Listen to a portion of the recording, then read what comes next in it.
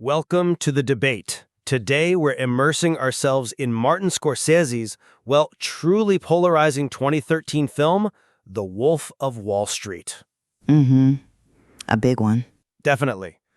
Based on Jordan Belfort's explosive memoirs, the film just relentlessly plunges us into this world defined by an excessive embrace of drugs, money, and power.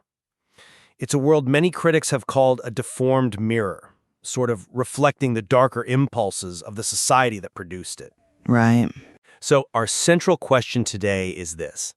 Does Scorsese's deliberate choice not to explicitly judge or condemn the characters and their excesses, what some call his apparent neutrality, does that actually amplify the film's critique of contemporary capitalism by forcing the viewer into uncomfortable self-reflection? Or conversely, does the film, just through its unflinching portrayal and, frankly, its thematic conclusions, inherently deliver a powerful moral condemnation despite this stylistic neutrality? I'll be arguing that Scorsese's artistic non-judgment is precisely what makes the critique so potent, compelling the viewer to introspect without being preached to. And I'm going to argue that while Scorsese certainly masters the art of avoiding explicit moralizing, the film's relentless depiction of degradation, of the systemic rot it exposes, and its ultimate reflection on capitalism, well, it implicitly constitutes a profound and undeniable moral condemnation. There's really no room left for true neutrality, in my view. Okay, so for me, Scorsese's most provocative and honestly fascinating artistic choice in The Wolf of Wall Street really lies in his unwavering commitment to this detached, non-judgmental stance. He offers, as many critics have noted, no explicit condemnation, no final morale. The camera itself doesn't preach. It simply observes. It observes. Yes. In this apparent neutrality, this refusal to just spoon-feed us moral lessons is, I believe, what generates the film's core tension. It intentionally places the spectator in a deeply uncomfortable position. We are compelled to experience this conflicting pull of both fascination and rejection for the truly unbounded universe depicted on screen. Think of the sheer energy, the hedonism, the almost childlike abandon on the Stratton Oakmont floor. By refusing let's call it the easy way out of moral condemnation, Scorsese powerfully confronts not just the characters' excesses, but our own fascination with them.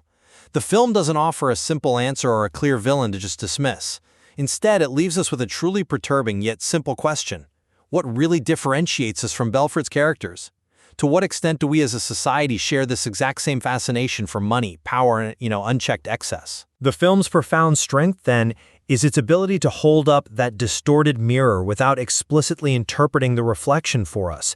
It forces us to grapple with its unsettling implications ourselves. Okay, I understand why you see that non-judgment as the film's strength. But I'm sorry, I just don't buy that it amounts to true neutrality. While Scorsese masterfully avoids explicit judgment in a didactic sense, right? There's no voiceover telling us this is wrong. The film's unflinching and sustained depiction of what I can only describe as the absolute rottenness of a system that celebrates fraud while producing immense wealth, that inherently functions as a profound moral condemnation. The narrative isn't just observing, it's illustrating, it's almost dissecting this decay. The addiction to excess isn't just the theme, it's portrayed as the very heart of the film. But is the portrayal itself the condemnation or just the setup for the viewer's reaction? I think it's the condemnation. Consider the drugs. They are shown as degradation absolute. We vividly witness Belfort, under the effects of potent quaaludes, reduced to a rag, dragging himself across the floor, desperately trying to get to his car. It's filmed, as a tragicomedia grotesca, a grotesque tragicomedy, which certainly prompts laughter. Yes, I'll grant that, but crucially also a deep shudder. Money isn't just a means. It's the supreme drug itself, with Stratton Oakmont depicted as a veritable temple, where bills are adored, a place of almost ritualistic worship. And power. That becomes the ultimate perversion, where Belfort's leadership embodies total volley. Anything goes. This is far from neutral observation. The film's bitter reflection on contemporary capitalism speaks directly, not just of one man, but of an entire culture that celebrates success at any price, and consistently recycle scandals. And the ending, well, the ending where Belfort, after his conviction, reinvents himself as a motivational speaker whom society is still willing to listen to. That isn't merely an observation of a phenomenon. It's a damning indictment of a broken system that repeatedly fails to learn or evolve. I see why you emphasize the inherent condemnation in the portrayal, and I certainly don't deny the film depicts, well, utter rottenness. However, I'd frame how that portrayal functions differently, specifically concerning the viewer's experience.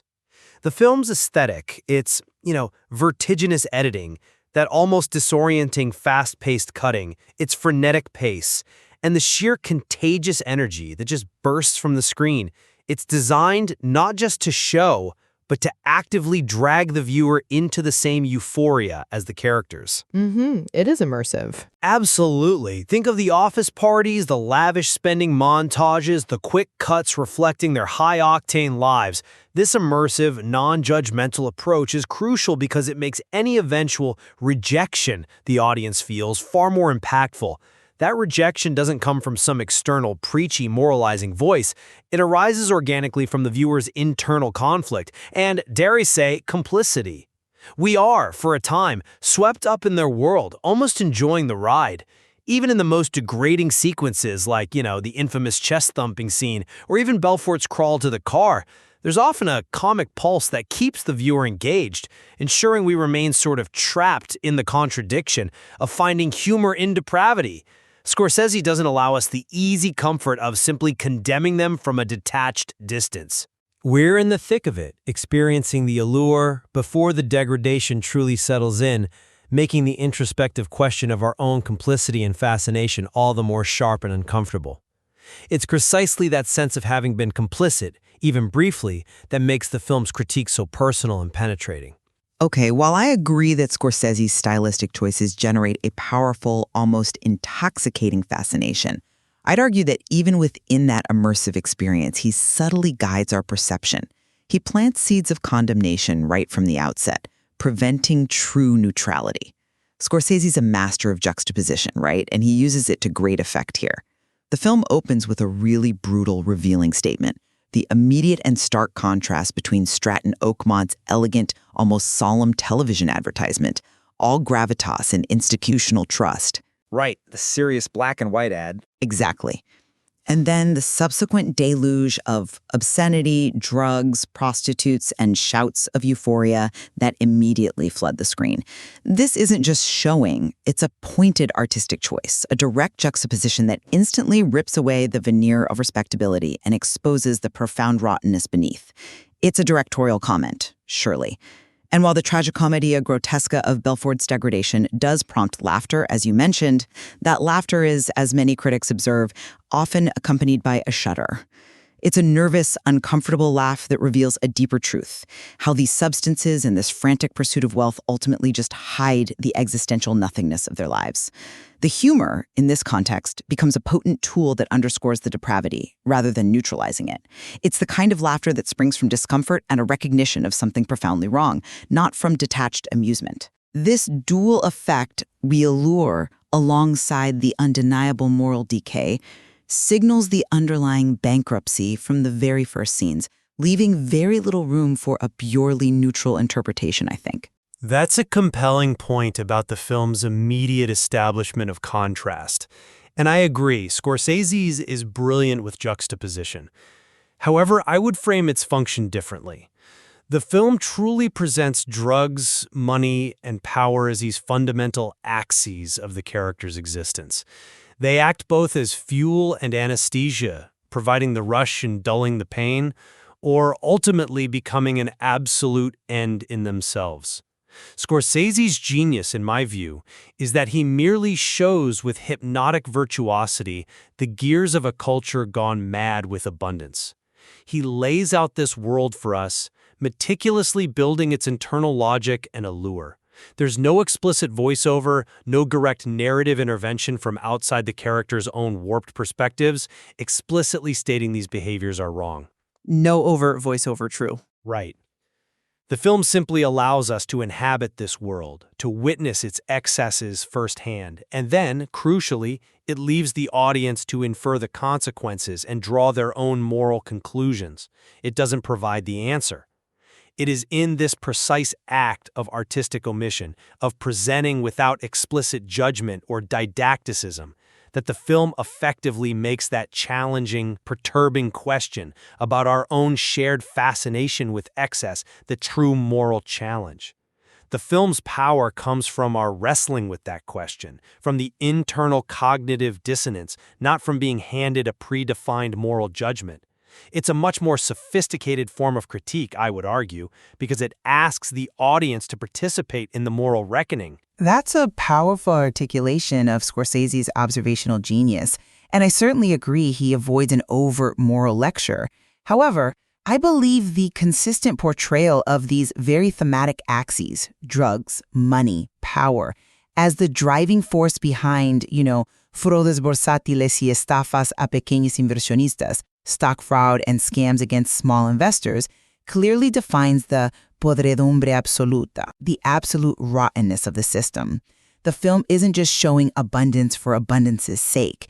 It's meticulously demonstrating the destructive, fraudulent means by which that abundance is acquired and maintained, and the self-destructive effects it has on those who pursue it. We see the very real victims of these scams, even if briefly, and the utter lack of empathy from the perpetrators. This isn't a subtle observation of culture. It's a bitter reflection that asserts the film does not speak only of a man and his fraudulent company. It speaks of an entire culture that celebrates success at any price. So the critique is cultural, system-wide. Exactly. The moral condemnation, then, is deeply embedded within this systemic critique, and the cause and effect it so graphically lays bare. Moreover, let's go back to the final scene. Belfort, after serving his time, reinvents himself as a motivational speaker, teaching others how to achieve wealth, and society, portrayed by these eager, captivated audiences, is still willing to listen to what he promises. This ending explicitly demonstrates that the circle never breaks. This isn't just a neutral presentation of consequences. It's a profound, almost despairing indictment of a morally compromised society that continues to reward and seek out the very behaviors that films so meticulously portray as destructive and ultimately empty. It speaks volumes about our collective values, doesn't it? So just to reiterate my position, Scorsese's deliberate decision to forego explicit moral judgment is far from an artistic omission or a weakness. Instead, it represents a sophisticated and intentional artistic strategy. By presenting the excesses of Belfort's world without direct commentary, the film confronts the audience directly with their own capacity for fascination and maybe even complicity. It acts as that profound, deformed mirror, forcing a deep and often uncomfortable introspection, compelling us to confront that challenging final question about our own values, our societal desires, and our potential for being seduced by the very things the film depicts. And my position remains that while the film brilliantly avoids didacticism and allows for a multifaceted viewing experience, its relentless and unflinching portrayal of the destructive cycle of addiction to money, power, and drugs, coupled with its bitter reflection on a system that not only tolerates but actively rewards such behavior, well, it crafts an undeniable and deeply unsettling condemnation of contemporary capitalism and human excess. The film, in its very act of showing, judges. Indeed. Though we approach the film's powerful critique from different angles regarding the mechanism of judgment, whether it's an external, implicit condemnation embedded in the narrative, or an internal, audience-driven introspection sparked by neutrality, it's abundantly clear that The Wolf of Wall Street remains a potent and frankly unforgettable portrait of our era. It challenges viewers to wrestle with its complex depiction of societal values and the enduring, dangerous allure of excess. Absolutely. And the source material Scorsese works from, the story itself, offers incredibly rich ground for further contemplation on precisely how art can dissect and critique the foundational issues of our society, forcing us to look at the uncomfortable truths about ourselves and the systems we inhabit. It certainly leaves you thinking.